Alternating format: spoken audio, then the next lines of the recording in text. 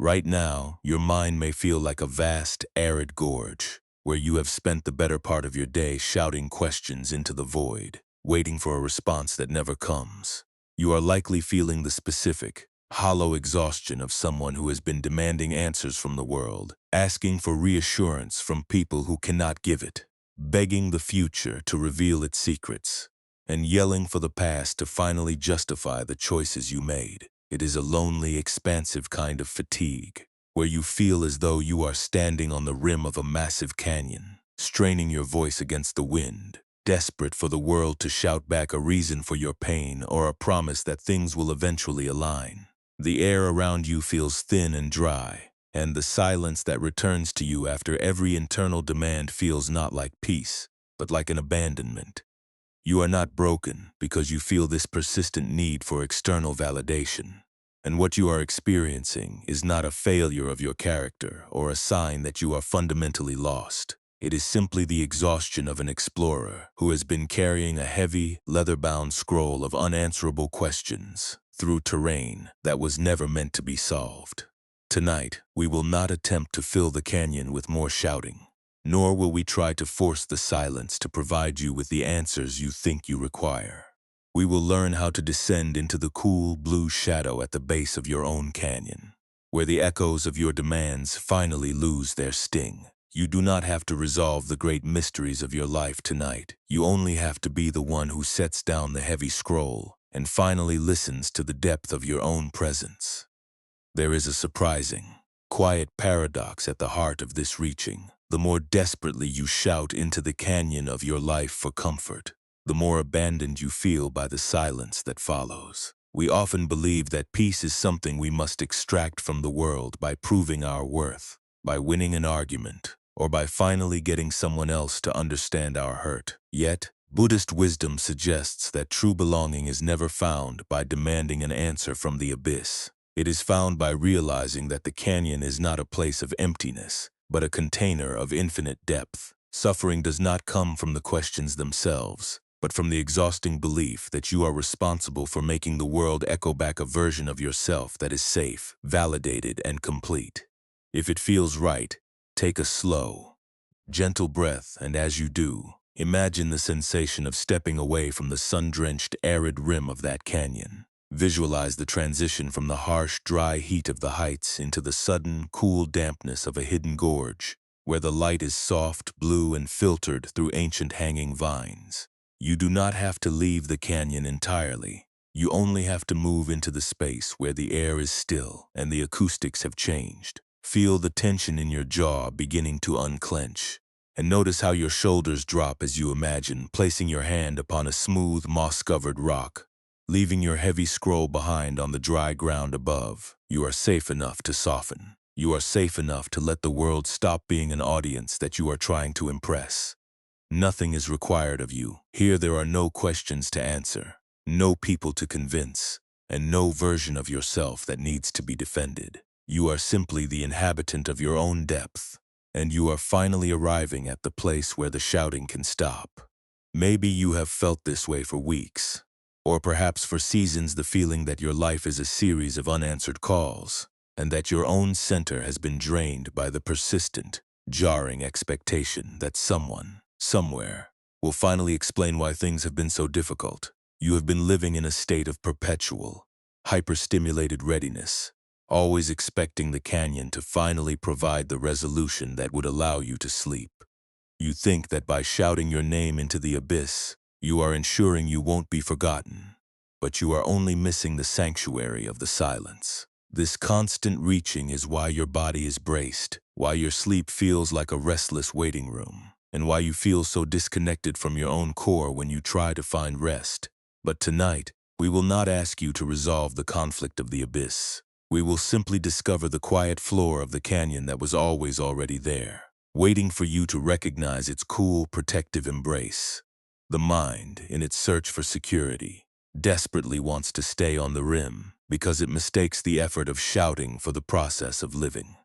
It tells you that your worth is tied to how effectively you can force the world to cooperate with your internal needs, and that if you dare to step into the quiet, you will lose your way or miss the secret to your own happiness. But you are not a merchant trying to survive the trek by calling out for help. You are the consciousness that perceives the canyon, the depth, and the stillness. You are not a visitor in your own psyche. You are the space that holds the psyche. You are not a question that needs to be solved before you are permitted to let go. Take a slow breath, and as you do, notice how the air moves through your chest without your permission or your planning. Your lungs do not need to be reminded how to expand, they know the rhythm of the living. Your blood does not need to be prompted to circulate, it knows the timing of the pulse. There is a deep, ancient intelligence in your biology that knows how to exist, how to repair, and how to surrender to the necessity of rest. You can lean into that wisdom tonight. You can trust that the same force that carves the canyon and draws the rivers is also the source of your own capacity to settle. You are not floating through this life on your own, unsupported and adrift. You are held by the reality of the present, and the present is not interested in the frantic, loud demands of your internal scroll.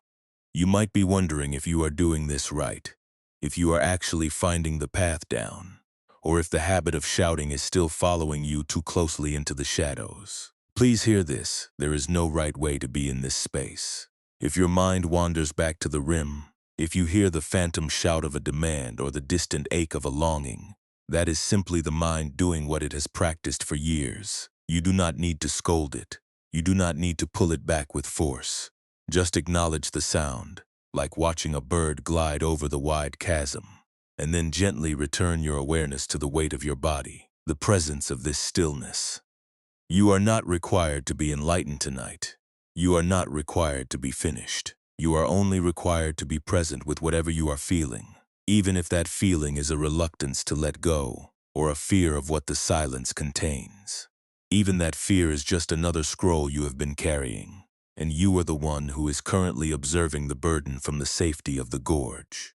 We will sit with these scrolls, offering them the cool, damp shade of our attention, but we will not give them the power to occupy the sanctuary. You are the keeper of this evening, and as the keeper, you have the authority to let the demands sit on the rim and to let the canyon be just as it is. In a moment, we will step into a story of a merchant who became so burdened by his own bag of questions that he had to learn the difference between being a slave to his future and the owner of his own depth.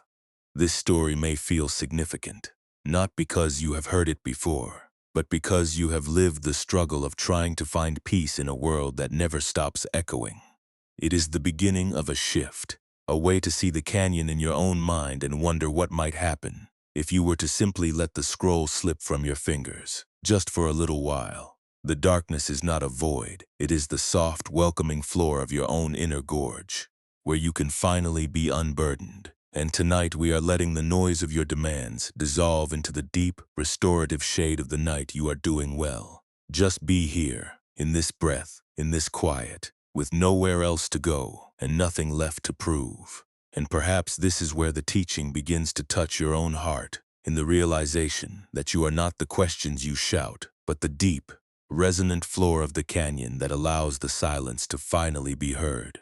In a rugged valley where the wind perpetually scours the limestone, there lived a merchant named Elian, who carried a burden heavier than any shipment of grain or silk. For many years, Elian had occupied his days by composing long, meticulous lists of queries about why his life had taken such difficult turns, demands for the future to reveal its hidden intentions, and protests against the grief that had visited his family home.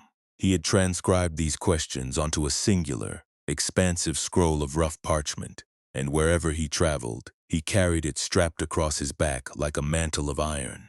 He was convinced that if he could only find the right person, the right teacher, or the right mountain shrine, he would receive the answers that would finally permit him to drop the weight. He felt that his identity was tied to these questions. To stop asking them was to surrender his claim to a fair life, a balanced account, and a sense of justice for the trials he had endured. One evening, as the sun dipped behind the jagged teeth of the western peaks, casting the valley floor into deep violet shadows, Elian climbed to the edge of a great echoing chasm. It was a place known to the locals as the Basin of Silence, a natural gorge where the walls were so steep and the depth so profound that the slightest sound would return to the speaker, distorted and multiplied. At the rim of this chasm sat an elderly basket weaver named Kale. Kale was not a monk, nor was he a scholar. He was a man who spent his life taking thin, supple willow reeds and weaving them into containers that held nothing but air. He sat with his eyes closed, his gnarled fingers working with a rhythmic, hypnotic grace, and around him lay dozens of baskets, some fine, some coarse, all of them empty. Elian approached the edge, the scroll of his questions chafing against his shoulders, his heart racing with the familiar, frantic rhythm of one who expects a miracle. He watched the weaver for a long time, noticing how the man's breath seemed to match the slow, steady movement of his hands. Finally, unable to bear the weight of his own need any longer, Elian stepped forward. "Master," he called out, his voice cracking with the strain of 1,000 inquiries. "I have walked the length of this valley. I have looked for the truth in the books of the city and the whispers of the mountain. Yet the answers I demand remain silent. I have come to this edge because I am told that this place holds the truth. I am here to know why my path was broken and why I must carry this weight alone." Kale did not stop his weaving. He did not look up, nor did he acknowledge the urgency in the merchant's tone. He simply continued to pull a reed through the lattice, his face serene, his ears attuned to the soft, dry rustle of the willow. He worked for several minutes in complete stillness, while Elian stood behind him, his frustration mounting, his fingers gripping the heavy leather straps of his scroll. The wind began to moan through the crags of the canyon, and for a moment, the sound was so sharp it felt like a physical blow against the merchant's chest. Elian felt his composure beginning to unravel. "Why do you weave baskets that hold nothing?" he asked, his voice now lower, tinged with the bitterness of a man who feels ignored. "Why do you spend your life creating hollow things while I am here, drowning in the substance of my own pain?"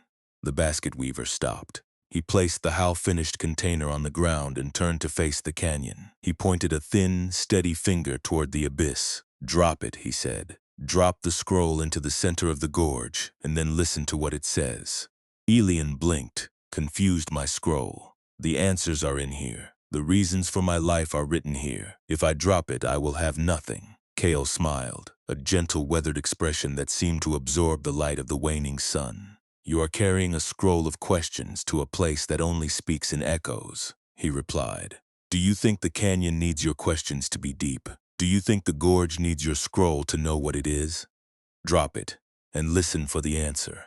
Elian looked at the vast, swirling darkness of the chasm. He felt the familiar, terrifying pull of his own resistance, the part of him that wanted to keep the scroll, to keep the identity of the man who is seeking, to keep the victimhood of the man who has been wronged. But as he stood there, watching the basket weaver's calm face, he realized that Kale was not asking him to abandon his life. He was asking him to stop using his pain as a pedestal. Slowly, with shaking hands, Elian unbuckled the iron straps. He felt the sudden, jarring lightness in his shoulders as the leather fell away. He lifted the heavy parchment roll, closed his eyes for a heartbeat, and with a soft, shuddering breath, he cast it over the edge. He waited. He leaned over the railing, his breath hitched in his throat, expecting the canyon to scream back the secrets of his existence. He expected a thunderous voice to rise from the dark, explaining his sorrow, validating his struggle, and granting him the permission he had been seeking for decades. But the canyon gave him no such satisfaction. The scroll tumbled into the depth, its heavy parchment rustling against the rock, until it hit the floor of the gorge with a soft, insignificant thud, a sound that was swallowed almost immediately by the vastness of the space. There was no thunder. There was no wisdom. There was only the sound of the wind, returning as a gentle, hollow sigh that seemed to brush against Elian's skin. The merchant stared into the abyss, his hands empty, his chest rising and falling in the cool mountain air. He waited for the agony of the loss to overcome him, for the panic of the not knowing to tear him apart, but it did not come. Instead, he felt a strange, quiet expansion in his chest. He realized that the answers he had been demanding were never going to fill the canyon. The canyon did not need his questions to be vast, and his questions did not need the canyon to be real. By demanding that the world provide a justification for his grief, he had been trying to turn the infinite, mysterious depth of his life into a simple ledger of accounts. He had been trying to make the universe a merchant, just like himself, who would balance his books and give him a receipt for his suffering. Kale resumed his weaving. The dry, rhythmic scraping of the reeds against each other became the only sound in the world. Elian sat down on the hard, dusty ground, his back against the rock. He didn't feel enlightened. He didn't feel like a hero. He felt small. He felt quiet. And for the first time in years, he felt present. He looked at his own palms, stripped of the ink and the dust of the scroll, and he realized that the depth of the gorge was not a hole to be filled, it was a sanctuary where he could finally stop shouting. He watched the weaver, and then he watched the shadows creeping up the canyon walls, and he understood that the silence was not a rejection. It was an invitation to stop seeking the truth in the echoes and start living in the depth. You may find yourself in the merchant's position, holding a heavy, invisible scroll that you carry with you into every room, every relationship, and every quiet moment of your night. You are holding it so tightly that your knuckles have turned white, terrified that if you let it go, you will be left with nothing but the empty space. But look at your hands, dear friend. They were not made for carrying scrolls of demands. They were made for touching the world, for feeling the warmth of the air, and for resting in the quiet presence of your own being. The canyon of your life is not a judge, and it is not a merchant of answers. It is an expanse of experience that is waiting for you to stop your shouting, so that you can hear the natural, steady rhythm of your own heart. When you feel the urge to scream into the dark to demand that your loneliness be justified, or that your mistakes be explained away, you are simply reinforcing the habit of the merchant. You are trying to make the world responsible for the texture of your inner life. But the truth is, the canyon is already deep without your questions, and you are already worthy without the answers you think you need. You have been walking the rim of your own potential, afraid to let the scroll fall, because you think the scroll is your identity. But tonight you are being invited to let the weight slip from your shoulders, not because you don't care, and not because your pain isn't real, but because you are tired of the sound of your own voice fighting against the wind. The basket weaver does not ask you to burn your questions. He asks you to drop them into the space that is large enough to hold them. When you release the need for an answer, you are not losing your past. You are gaining the present. You are gaining the capacity to sit with the emptiness and find that it is not a threat, but a cool, refreshing water in the heat of your day. As you breathe in this room, notice the sensation of letting go. Does your body feel lighter when you stop holding the scrolls? Does your mind feel quieter when you stop shouting for an explanation? You do not need to solve the canyon tonight. You do not need to explain the depth. You only need to be the one who sits with the weaver, listens to the wind, and finally rests in the realization that you are not the demand, but the space that allows the demand to exist and then to pass. You are moving into a slower, deeper rhythm now, one where the urgency of the questions begins to fade into the steady, predictable heartbeat of the night. There is nowhere else to be, and there is no standard you must meet before you are permitted to let the scroll fall. You are doing perfectly well, simply by being here, simply by listening, and simply by choosing to stop fighting the depth of your own silence. And perhaps this is where the teaching begins to touch your own heart in the quiet, humble realization that you are not the questions you shout, but the vast, resonant canyon that can hold every answer you have ever needed, simply by being still. The gorge where Elian stood represents the architecture of your own inner life, specifically the way you attempt to resolve the ache of being human by shouting your demands into the void of your own awareness. This story is not telling us that our lives should be empty of purpose, nor is it suggesting that we should somehow become indifferent to the goals we carry. It is showing us something much quieter and more essential. The realization that the exhaustion you feel is rarely caused by the depth of your life, but by the frantic, ceaseless labor of trying to fill that depth with your own expectations. When Elian stood with his heavy scroll of questions, his suffering was not in the existence of his grief or the difficulty of his path, it was in his desperate internal mandate to ensure that the abyss provided a justification for his pain. That is the first experience of being human, encountering the unpredictable, vast, and silent nature of the world. The canyon is simply there.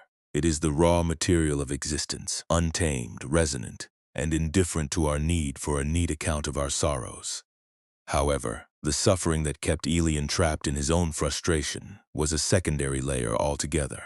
It was the layer he constructed as a frantic defense against his own vulnerability. We add this layer because we are terrified that if we stop asking the questions, if we stop demanding an explanation for our losses, we will lose the very essence of who we are.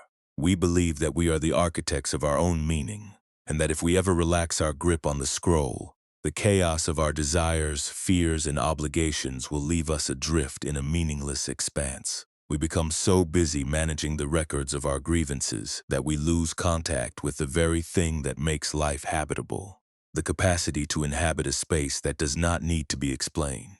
Buddhist wisdom helps us recognize that we are usually far more exhausted by this secondary labor of demanding answers than by the actual demands of our day. What the basket weaver showed Elian was that his sanctuary was not a prize to be won, or a solution to be derived. It was the space that was already present beneath the panic. He had been trying to build his life out of questions, assuming that if the inquiries were precise enough and the list was long enough, he could finally find rest. But questions are a porous and heavy material. They do not fill the canyon. They only echo the hunger of the speaker. You do the same when you believe that you must present an enlightened, permanently satisfied version of yourself to the world, or when you insist on constantly replaying your past to see if you have finally found the logical error that explains your suffering. We think that by shielding our awareness with a wall of justifications, we are protecting our identity, but we are actually creating a lonely, echoing chamber of our own making. This is what it means to stop adding a second wound to the first. We are so often our own most rigid interlocutors, standing over the threshold of our own lives with white-knuckled intensity, trying to prevent any unjust feeling or unexplained event from being accepted without a cross-examination. We tell ourselves that if we feel lost, we must have failed to gather enough data. If we feel pain, we must have been careless with our defenses. But this is a fundamental misunderstanding of what it means to be alive. The beauty of a human life is found in its capacity to hold everything: the silence, the echoes, the joy, and the sorrow, without needing to categorize or exclude any of it. You do not need to be a perfectly justified merchant to be worthy of belonging. You are, and always have been, the depth that allows the mountain to exist. Consider the energy you spend arguing with the past, or the mental rituals you conduct to ensure you are consistently prepared for the next unfair event. You are using your current vitality, your present moment awareness, to curate a narrative that no one else is actually requiring you to hold. You are trying to live in a perpetual state of justification, shielding yourself from the very life you are meant to inhabit. When you catch yourself doing this, try to see it as the act of an explorer who is so frightened of the silence that they refuse to realize the canyon is already vast. You are so busy mourning the loss of a perfectly explained day that you are failing to notice the coolness of the shadow falling across your own heart. This is not about being reckless or careless with your boundaries. It is about understanding that the quality of your presence depends not on the volume of the answers, but on your willingness to be here, in the center of the gorge, without the armor of the old scroll. The mind, in its search for security, desperately wants the world to be composed of quiet, logical sequences. It thinks that if it can just manage the explanation, it will finally be safe from the pain of being surprised or the pain of being overwhelmed. But true resilience is not a product of explanation. It is a product of inclusion. We connect with ourselves and others, not because we have successfully solved the mystery, but because we are real enough to host the whole experience. When we allow ourselves to acknowledge that the gorge is vast, even if we are resting on its floor, we invite our spirits to move into the new air. We break the cycle of exhaustion by daring to exist in the space where the scroll has been released. You do not need to be a library of reasons to be present. You only need to be the person who is currently sitting, breathing, and looking out from the depth of the canyon. This teaching is meant to be a release from the exhausting work of maintaining your own defenses. You have been holding the heavy leather straps of your own expectations, trying to prevent any part of your story that feels too deep or too painful from being accepted as it is. and it is a labor that yields nothing but a thinner, more brittle sense of self. Your soul is not a list that needs to be completed. It is the sanctuary where the life occurs. When you look at your own restlessness with compassion, you are not condoning your suffering, and you are not pretending the road was easy. You are simply choosing to honor the totality of your own life, including the moments that didn't go according to the plan. As you reflect on this, notice where the tension sits in your body. Does it gather in the tightness of your throat when you think of the explanations you feel you must provide to yourself or others? Does it sink into your shoulders like a heavy, unseen weight? This is the physical sign that you are still trying to hold the scroll against the wind. You are bracing yourself against the reality of your own human experience. If it feels right, take a slow, deep breath and consciously let the muscles release. You are not performing for a merchant tonight. You are not holding the scroll for a judge. You are simply breathing in the quiet of this room, acknowledging that the experiences you have lived, even if they were difficult, even if they were filled with the echoes of your own demands, have brought you to this place. And this place is safe. You have done nothing wrong by being a person who has lived, learned, and occasionally felt the burden of wanting more clarity than the world was willing to provide. The capacity to witness your own mind with kindness is the most radical form of discipline you will ever practice. It is not an invitation to be dismissive or to ignore your own needs. It is an invitation to be honest. When you are not busy hiding your inner abyss from yourself, you are free to feel the warmth of your own center. When you are not busy managing the record of your pain, you are free to hear the sound of the wind or the rhythm of your own pulse. You are free to take your hand off the strap and see the simplicity of the truth rather than the complexity of the scroll. This is the difference between a life lived in fear of being discovered as incomplete and a life lived in the comfort of being at home. You do not have to reach any particular conclusion about your identity tonight. You do not need to label your year as successful or broken. You only need to notice the space that is open before you, the space where the rest is calling.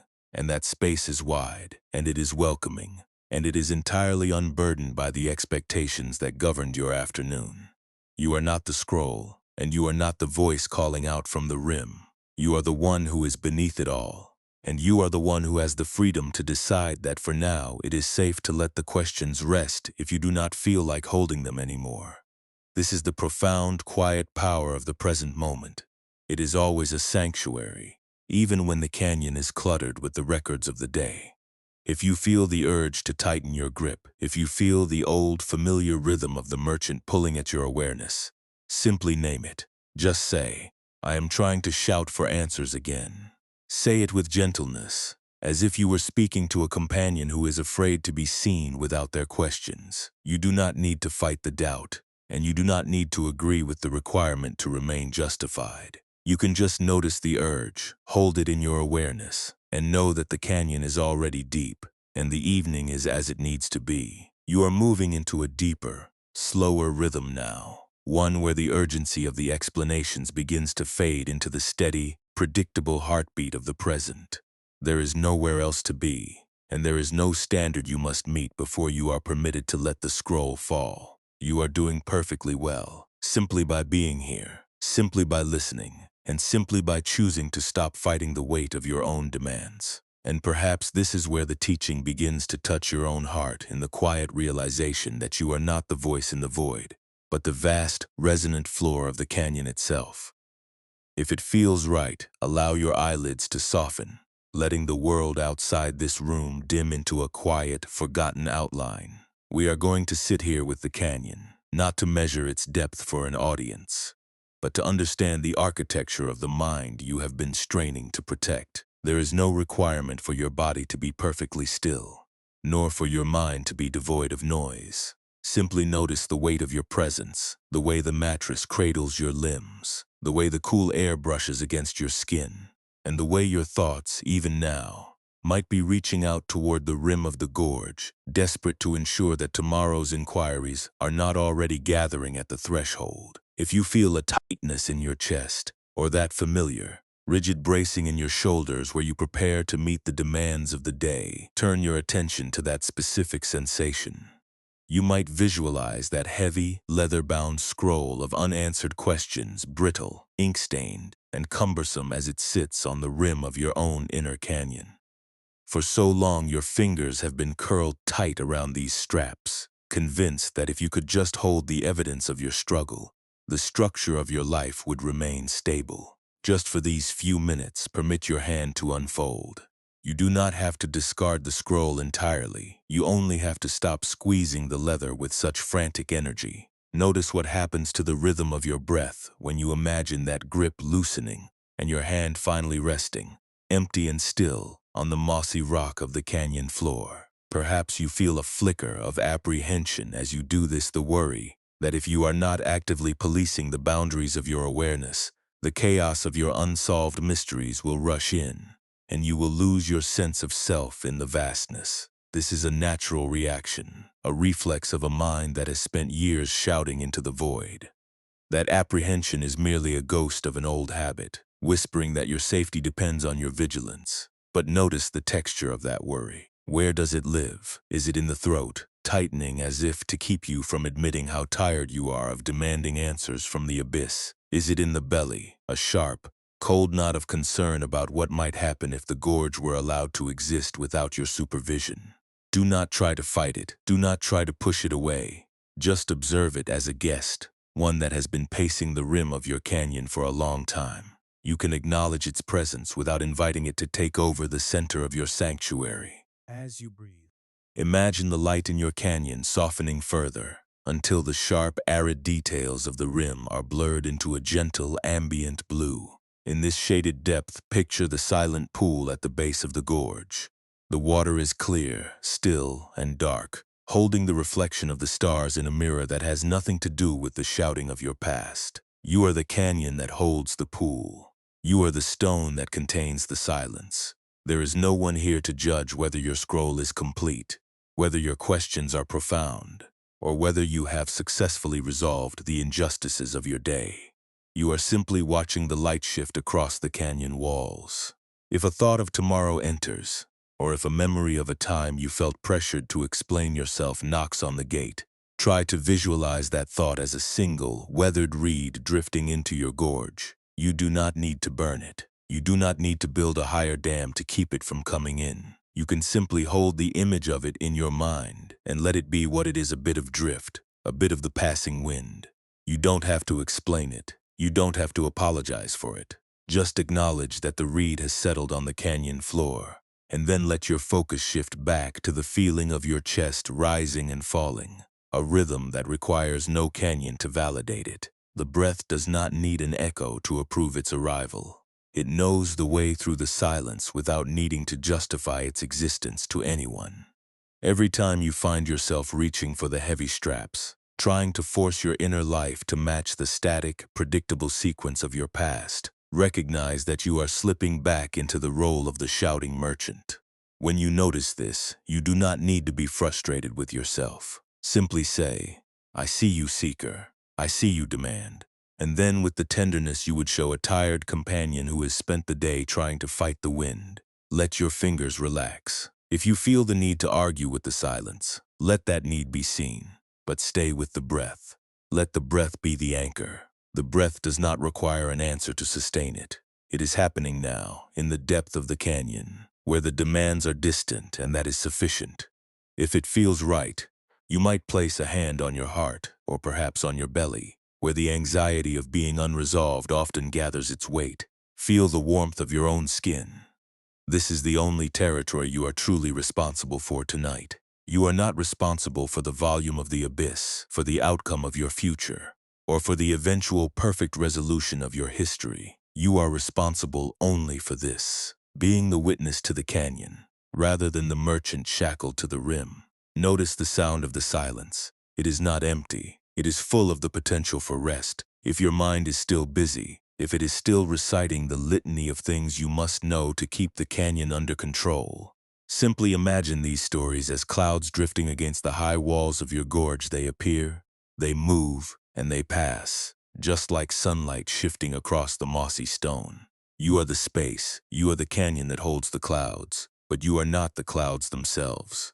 The rock does not get tired from the light moving across it. The rock does not get bruised by the shapes on the wall. The rock simply provides the capacity for these things to exist, and then inevitably, it returns to its own quiet, steady state. You don't need to do anything with this observation. You don't need to analyze the shape of the demand or the heaviness of the scroll. Even noticing that you are noticing is enough. That small, brief moment of recognition where you realize, I am shouting for answers right now is the moment the tension begins to lift. It is the moment you step back from the rim and into the center of your own depth. It is the beginning of a different way of being, where the questions can exist without being the commander of your soul. Stay with the sensation of the weight on the bed. Feel how the mattress is perfectly capable of holding you. You do not need to hold the narrative of your life together tonight. You do not need to keep the scroll taut with your own anxious energy. You can allow the floor to hold the canyon, the earth to hold the floor, and the presence of the night to hold you. There is a deep, ancient, and undeniable safety in this surrender. It is not a surrender to oblivion. It is a surrender to reality. And reality is far more spacious than your need for answers has ever dared to admit. If the mind wanders back to the lists and the worries, simply bring it back to the touch of your hand on your skin. That contact is real. The warmth is real. The rhythm of your heart is real. The need to be a perfectly explained person is just a projection, a mental performance, a story told in the language of fear. Let the story play if it must, but do not give it your energy. Do not feed it with your attention. Let it be a sound in the distance, like the wind in the crags, something that you hear, but that does not require you to get up and fix it. You are safe enough to soften. You are safe enough to let your hand fall away from the leather straps. You are safe enough to be a person who is simply resting, without a question to solve, without a reputation to maintain, without a chasm to fill. Take one more slow, deep breath, and as you exhale, imagine the tension leaving your jaw, flowing out like cool water returning to the basin, until there is nothing left but the quiet, simple pulse of your own life. You are doing perfectly well, simply by being here, simply by listening, and simply by choosing to stop fighting the echoes. And perhaps this is where the teaching begins to touch your own heart in the quiet realization that you are not the voice calling from the rim, but the vast, resonant floor of the canyon upon which the peace can finally land, and that this floor has been here all along, waiting for you to walk down the path and finally truly sit in the high, desolate reaches of the northern mountains, where the winter storms howl with a ferocity that can shatter glass. There lived a young monk named Koi. Koi had spent many years in his monastery, believing that the way to true peace was to create a mind as still as a frozen pond. He was obsessed with the practice of silence, viewing every sound in his monastery as a failure of his own concentration. If a floorboard creaked, if a fellow monk coughed during meditation, or if the wind whistled through the eaves, Koi would tighten his jaw, clench his hands, and brace himself against the intrusion. He lived his days in a state of constant, low-level warfare against his own environment, certain that if he could just keep the world quiet enough, he would finally be able to touch the face of enlightenment. His teacher was an elderly monk who lived in a small, remote cabin near an echoing, ancient well. This well was notorious in the valley because it didn't just hold water, it held sound. Because of the unique shape of the stone masonry, even the softest whisper dropped into the well would return to the speaker, amplified and distorted, moments later. For years, the young monk had avoided this well, convinced that it was a place of distraction. But one evening, when the mountain air was particularly fierce and the wind was wailing through the valley, the teacher called Koi to the well. He handed the young man a heavy, smooth stone and pointed toward the dark, yawning mouth of the water source. "Drop the stone," the teacher said, "and listen to the echo." Koi hesitated, his hand trembling as he reached toward the opening. He knew that the sound would return to him, and he had spent his life training himself to despise unwanted noise. He dropped the stone, a hollow, heavy thud resounded deep in the earth, and a few moments later, the echo returned, sharp and jarring, bouncing off the damp walls and piercing the stillness of the mountain air. Koi instinctively flinched, his shoulders pulling toward his ears, his teeth grinding together as the sound hit him. He reached out as if to catch the echo in the air, trying to push it back into the darkness. The teacher did not move. He simply watched the young monk struggle. Again, he said, "Drop another." Koi dropped a second stone, and then a third. Each time, the echo returned, and each time, Koi braced himself, fighting the sound, trying to suppress the ripple it caused in his composure. His face was flushed with the exertion of his resistance. He felt the familiar, burning frustration of the merchant, the same irritation he felt when the monastery was not perfectly silent. He turned to his teacher, his voice strained. "Master, why must I endure this? The echo is a poison to my meditation. It is a disturbance that does not belong in the silence of the mountain." The old man reached down and picked up a handful of dry needles from a pine tree. He didn't throw them into the well. He simply held them in his palm and let them fall into the empty space between them. The needles fluttered to the ground, landing with a sound so faint it was barely audible. Then he looked at Koi. "You are fighting the echo because you believe you are the owner of the silence," he said softly. "But the well does not belong to you, and the sound does not belong to the well. The echo is not a poison, it is a law of the mountain. It returns because the well is deep, and because the stone has weight.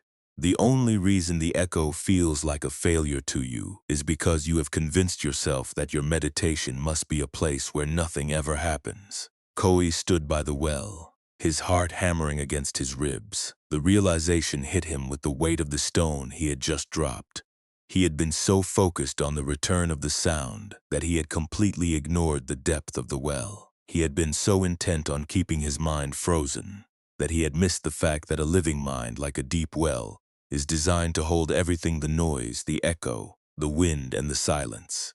He looked down into the black water. He realized that the echo was not a reflection of his inadequacy. It was a testament to the depth of the place where he lived. He picked up one final stone. This time, he didn't tense his jaw. He didn't brace his shoulders. He didn't prepare to fight the return of the sound. He held the stone for a moment, feeling its cool, rough surface, and then he let it go. He watched it fall. He heard the thud, and when the echo came back, louder and sharper than before, Koi simply listened. He didn't follow the sound with his mind. He didn't name it as a disturbance. He didn't label it as a failure. He just let the sound be a sound, and let the space be a space. He breathed into the echo, feeling it move through his body like a wave moving through the ocean. And then he watched as it faded back into the absolute quiet of the night. A strange, subtle shift occurred in that moment. Koi did not become a saint. He did not gain the power to turn the world into a perfectly silent void, but he did stop holding his breath. He stopped treating the sounds of the world as personal attacks on his own character. When he returned to the monastery the next day, the floorboards still creaked, the other monks still coughed, the wind still wailed. But Koi no longer met these sounds with a clenched fist. He met them with the depth of the well. He found that when he stopped fighting the echo lost its power to disrupt him. It became just one more part of the landscape, like the trees, the snow, or the stars. The transformation was small, almost invisible to anyone watching from the outside. He still practiced silence, but it was no longer a forced silence. It was a spacious, inclusive silence that could hold 1,000 noises without breaking. He learned that the deepest form of peace isn't found by escaping the noise, but by being deep enough to hold it. And whenever he felt the familiar urge to brace himself against the world, he would simply pause, remember the depth of the well, and breathe until the tension in his hands finally dissolved. He was no longer the merchant guarding the gate, he was the well, and the well did not fear the sound. This shift in how you relate to your own suffering is the true work of the evening. You have spent so long bracing yourself against the echoes of your own thoughts, treating every internal sound like an intruder that must be evicted. You have turned your mind into a battlefield, constantly monitoring for the slightest hint of noise so you can strike it down with your own self-judgment. But what if you were to treat yourself not as a guard of a crumbling fort, but as the deep well that holds the mountain? What if the anxiety, the overthinking, and the persistent nagging memories are just stones you are dropping into the depth of your own awareness? The stones have weight, yes. They make a sound when they hit the bottom, but they do not change the nature of the water. You are the depth. You are the space that allows the sound to be heard, and then inevitably allows it to fade. You do not need to be afraid of the echo. You do not need to be afraid of the noise. You only need to remember that you are the space that holds it all. As you lie here tonight, allow your own internal echoes to resonate without your interference. If a memory of a conflict arises, let it sound. If a worry about tomorrow echoes through your chest, let it sound. You do not need to catch the echo. You do not need to push it back. You can just sit with the depth, knowing that you are vast enough and quiet enough to be the sanctuary for every single thing that passes through you.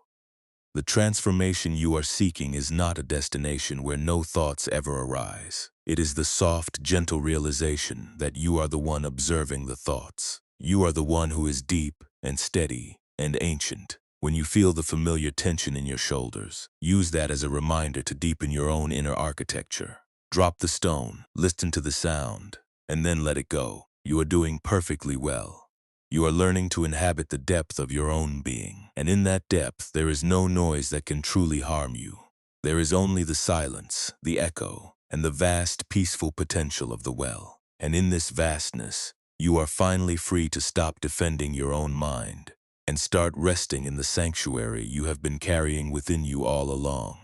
When we turn our attention to the internal architecture of your mind, the clamor of the canyon often feels as though it is forced upon you by external circumstances, the pressures of your responsibilities, the complexity of your relationships, or the relentless demands of a world that never seems to offer a moment of pause. Yet, the deep, structural exhaustion you feel is rarely a result of the abyss itself. It is a result of the tireless, hidden machinery of control that you have installed within your own heart. We live under the quiet, persistent, an entirely mistaken illusion that if we can just exert enough mental pressure, if we can just anticipate every single shift in the wind and perfectly police every shout we send out, we will finally achieve a state of permanent safety. We treat our own awareness like a gorge that must be constantly defended from the possibility of disorder, edits, or the natural shifting weather of time. This deep-seated need for certainty manifests as a quiet,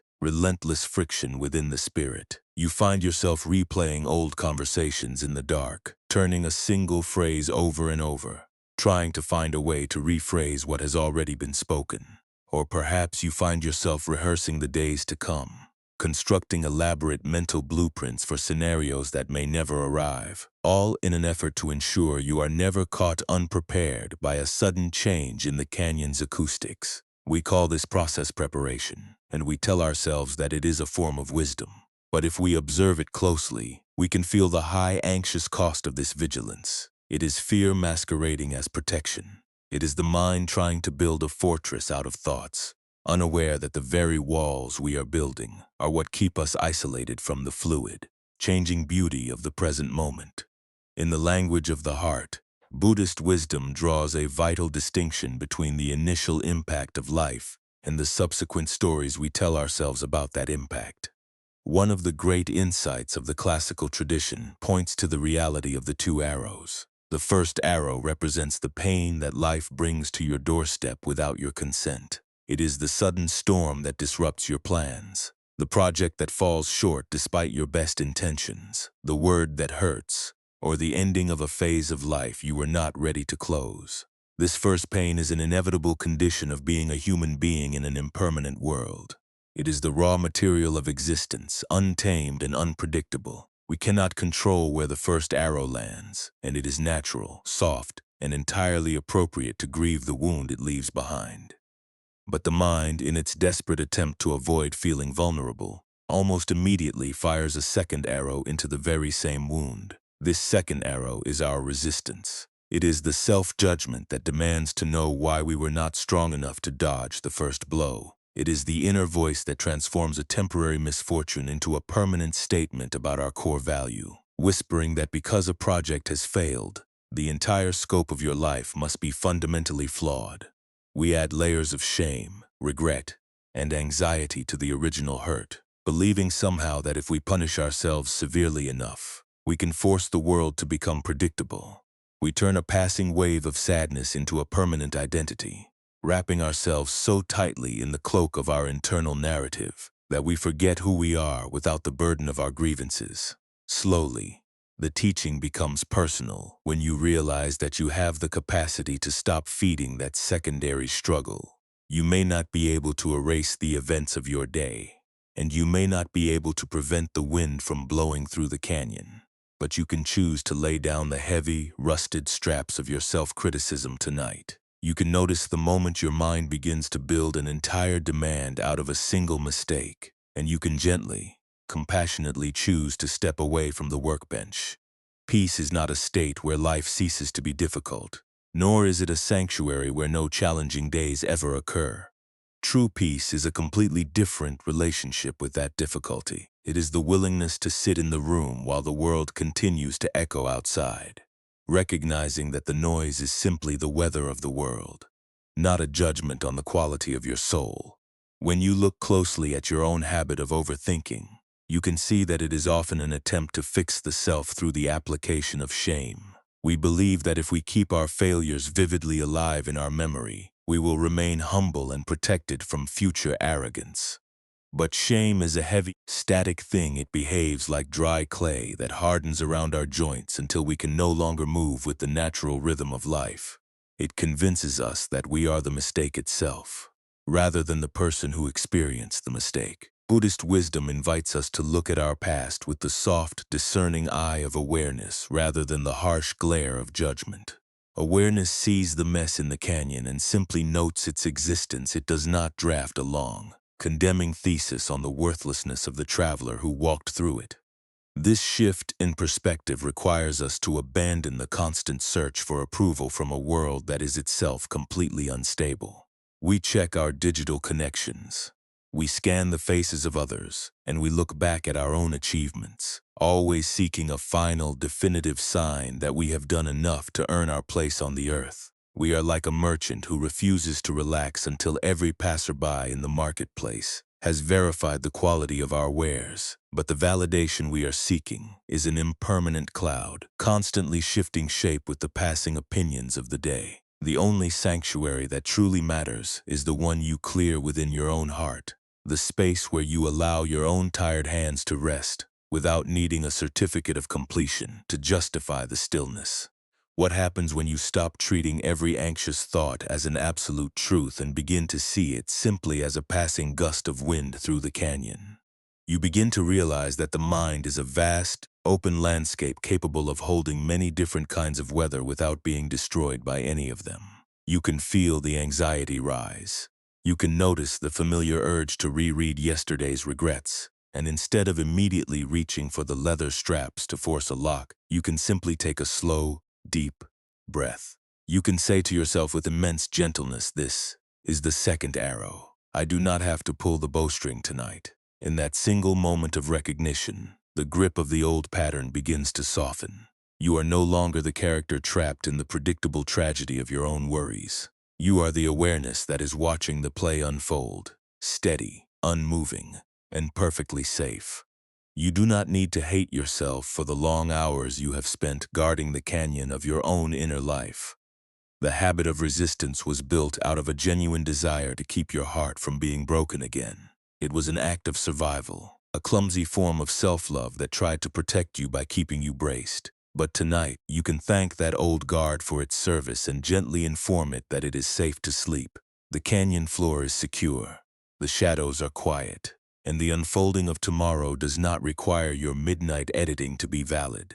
You are learning to trust the natural resilience of your own skin, the inherent strength of a spirit that has survived every single challenge it has ever faced, even the ones that felt as loud as a mountain storm.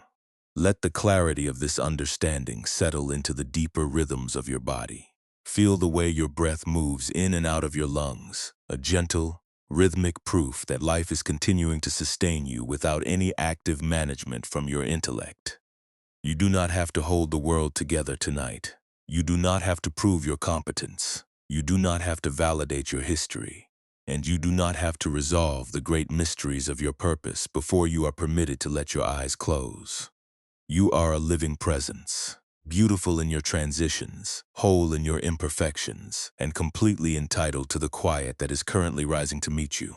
The rim is distant, the scroll is abandoned, and you are finally entering the space where the noise is allowed to dissolve, unheeded, unmanaged, and perfectly at peace in the dark.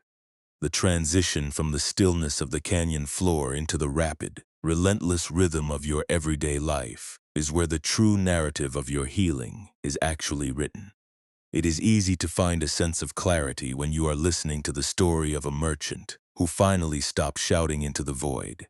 But when you are caught in the middle of a Tuesday, staring at a screen while waiting for a response that refuses to arrive, the heavy scroll of your own expectations often feels far more burdensome than it did in the silence of the gorge. You might find yourself checking your phone for some kind of external reassurance, hoping that a single notification will settle the flutter in your chest and confirm that you are worthy, that you are remembered, that you are still a vital part of the world.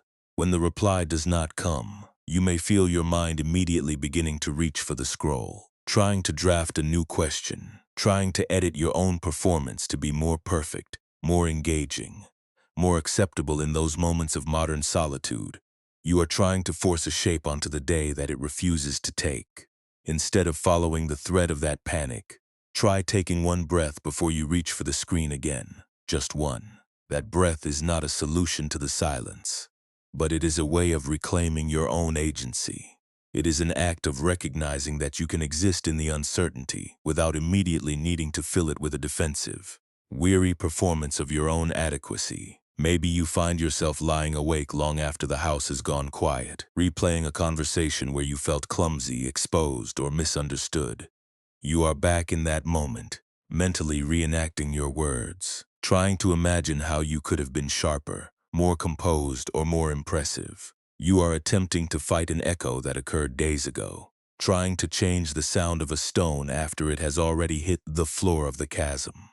This is the habit of the merchant who fears the abyss. You believe that if you study the error long enough, you will prevent it from ever happening again. But this is the second arrow, the injury you inflict upon your own peace to make up for the limitation that already occurred. When you catch yourself doing this, try to visualize that memory not as a stain on your identity, but as a single vibration in the air that has already passed. It happened. It is part of the landscape. You do not need to pull it out of the past and press it back into your current life to justify your worth. You do not need to discard the entire experience. You can simply acknowledge that the sound occurred. Forgive yourself for being a person who is still learning to navigate the winds of time, and let your focus return to the texture of your pillow, the weight of your body, and the fact that you are safe in this room, right now. There is often a pervasive pressure to feel like you are behind in life, that others have mastered the art of being while yours remains a series of revisions and crossed-out lines.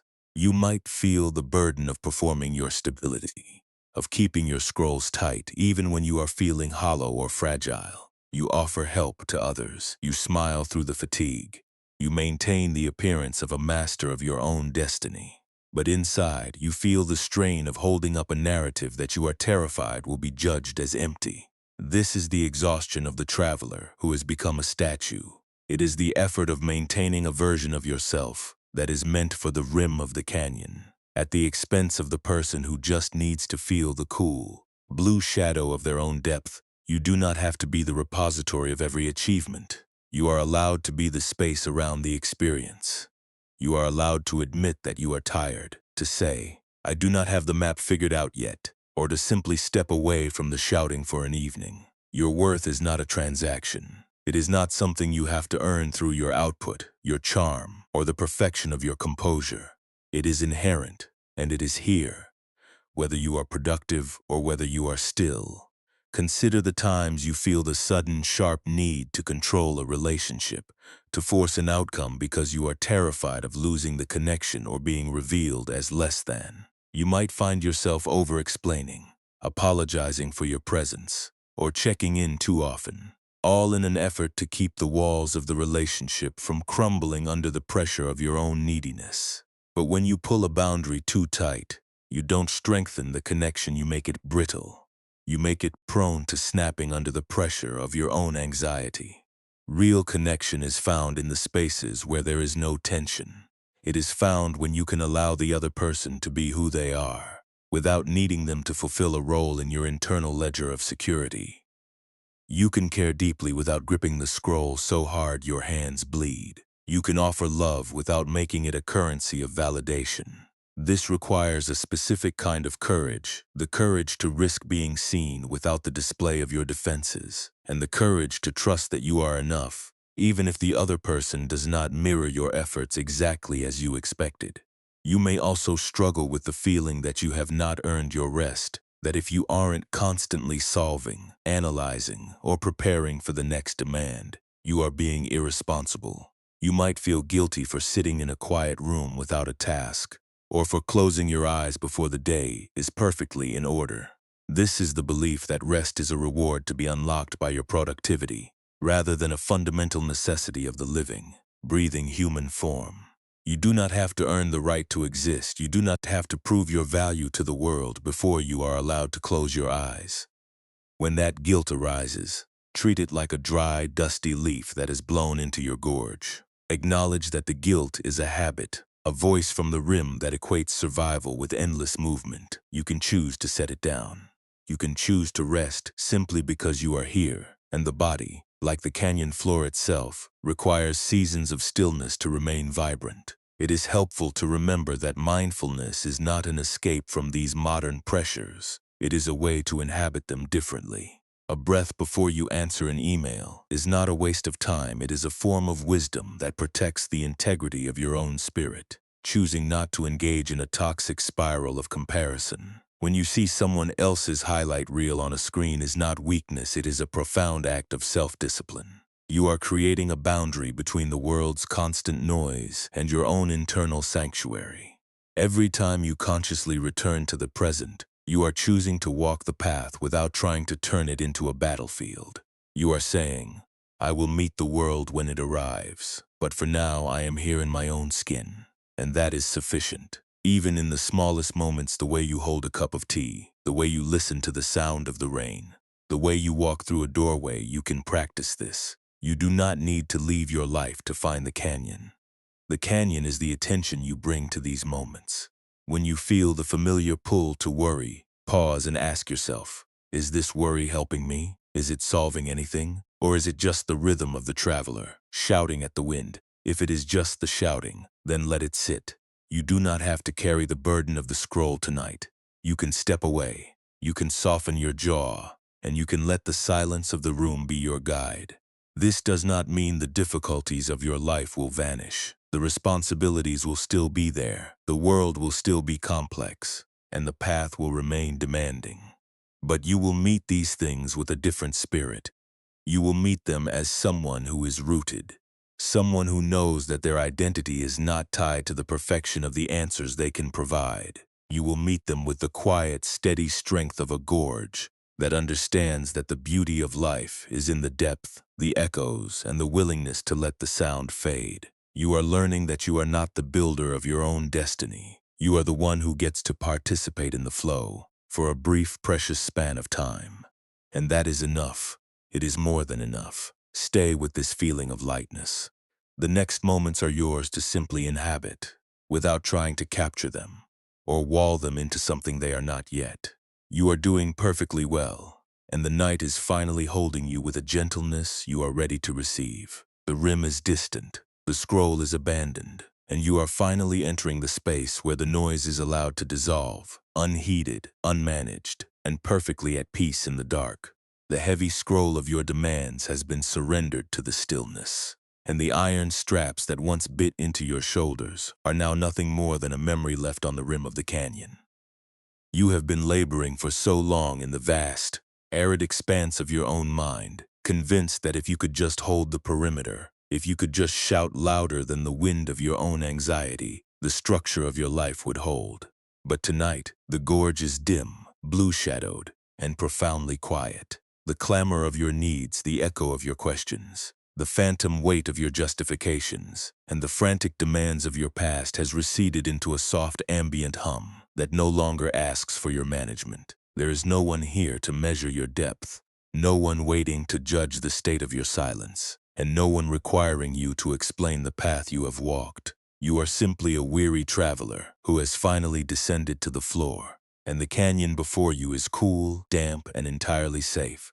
Feel how the mattress supports the weight of your body, no longer strained, no longer braced against the next inquiry, but soft and yielding as moss resting in the basin of the gorge. The abyss of your life was never a void to be filled with the volume of your own voice. It was the sacred container where your spirit could finally stop performing.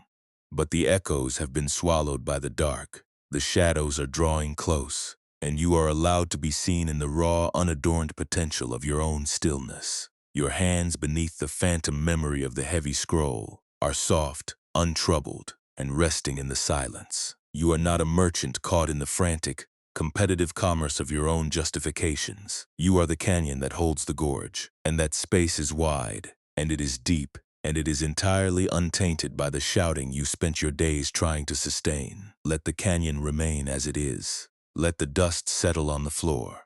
You do not need to keep watch. The world is allowed to be what it is, and you are allowed to be the space that lets it pass, untouched and unburdened. Listen to the rhythm of your breath. It is the only traveler you need to trust now. With every long, slow exhale, you are releasing the last remnants of the demands you carried through the entrance of this night. You are becoming as still as the stone walls of the sanctuary, as quiet as the pool at the base of the gorge, as gentle as the cool, damp air moving through the hanging vines. The weight in your shoulders is dissolving, slipping away into the earth, returning to the profound silence that gave it birth. Your jaw is loose, your forehead is smooth, and the space behind your eyes is opening into a vast, empty expanse, where you are free to wander without a timeline and without a task. You are not the scroll, you are not the shout. You are the life that is breathing, and that is a story complete in itself. Everything you felt today, the frantic need to organize, the fear of the silence, the desire to be validated by the echoes, the anxiety about the future, all of it is settling into the deep, blue shadows of the canyon. No longer stirring the air, no longer demanding your attention. It is a part of your history, yes, but it is not the commander of your soul. You are allowed to stop explaining your own inner life. You are allowed to stop editing your own peace. You are allowed to simply exist in the quiet, undisturbed by the need to be anything other than a person who is finally, deeply, profoundly allowed to sleep. The shadows of the room are holding you. The silence of the night is wrapping around you, and the depth you sought was never in the echoes, but in the person who was waiting to breathe the stillness all along. You are drifting now, floating on the surface of a deep, dark pool, where the only movement is the gentle pulse of your own heart. There is no rush to wake, no schedule to honor, no canyon to solve when the morning comes. The morning will take care of itself, just as the day takes care of the light, and just as the silence takes care of the sound. You have done enough, you have been enough. Even on the days when you felt most like a stranger in your own depth, you have carried your own weight through the long, demanding hours, and now the time for carrying is over. The scroll is abandoned, the gorge is steady, and the night is a blanket of pure, unadulterated rest, sinking deeper now into the heavy, velvet dark. Each breath is a descent into a place where the labels cannot follow, where the identity you were constructing and the history you were preserving are just soft, distant sighs of a day that has ended. You are becoming the canyon itself, vast, inclusive, and profoundly still. Nothing needs to be said. Nothing needs to be done. Nothing needs to be proven. You are a human being, not a human doing, and tonight, you are finally inhabiting the truth of that peace. Feel your limbs becoming part of the bed. Feel your breath becoming part of the room. Feel your heart beating in the slow, ancient time of the earth. You are safe, you are held, you are home. If the world was once a place of rims, voices, and explanations to be provided, tonight it is a place of endless opening space. You can let go of the last threads of the day, the last flickers of the inquiry, the last fragments of the story you were trying to mold into sense. They are not yours to keep, they are not yours to guard. They are only the wind passing over your stone, and the canyon does not mind the wind. It simply stands, and it rests, and it waits in the quiet dark. You are resting, you are healing, and you are finally beginning to see that the sanctuary you feared was fragile, was the only thing that was ever truly immovable. And if the silence you have been running from was actually the home you were looking for, would you finally stop trying to shout for an answer?